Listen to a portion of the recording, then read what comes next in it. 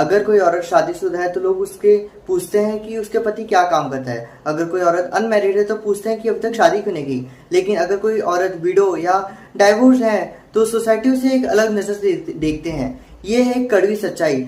आज भी कई जगहों पर औरत की पहचान उसके अचीवमेंट से नहीं बल्कि उसके साथ खड़े आदमी से होती है। अगर कोई औरत अकेली घर खरीद ले, अपना बिजनेस चला ले, अपने जिंदगी को संभाल ले तो लोग तब भी उससे यही पूछते हैं कि उसके पीछे कौन है।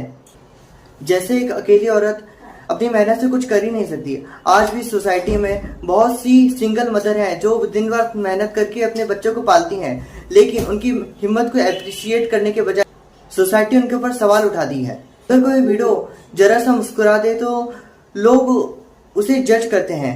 अगर कोई डाइवोर्स वुमेन अपनी जिंदगी को फिर से जीना चाहे तो लोग उनके ऊपर गंदे कमेंट करते हैं, उनके कैरेक्टर पर कमेंट करते हैं। और अगर अनमैरिड वुमेन अपने घर अपने करियर पर फोकस करे तो लोग कहते हैं कि उसकी जिंदगी में कुछ मिसिंग है। लेकिन कभी किसी ने ये सोचा कि एक औरत की वैल्यू उसके मैरिटल स्टेटस से नहीं होती, उसकी वैल्यू होती है उसकी हिम्मत, उसकी मेहनत, उसकी सोच और उसके सपने से होती है। हर सक्सेसफुल औरत के पीछे एक आदमी का होना जरूरी नहीं, कभी कभी उसके पीछे उसकी मेहनत, उसकी हिम्मत और उसकी खुद के स्ट्रगल्स होते हैं।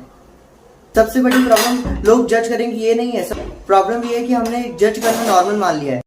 हम एक इंडिपेंडेंट औरत को देखकर उनसे इंस्पायर होने के बजाय क्यों हम उनको अनकंफर्टेबल फील करते हैं।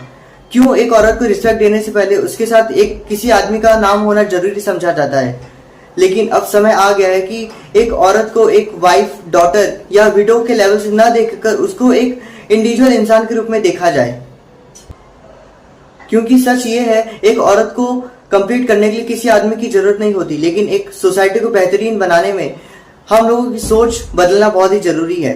Respect a women not because she belongs to someone but because she belongs to herself. जिस दिन हम एक औरत की पहचान उसके नाम से करेंगे, किसी आदमी के नाम से नहीं, उसी दिन हम प्रोग्रेसिव कहलाएंगे।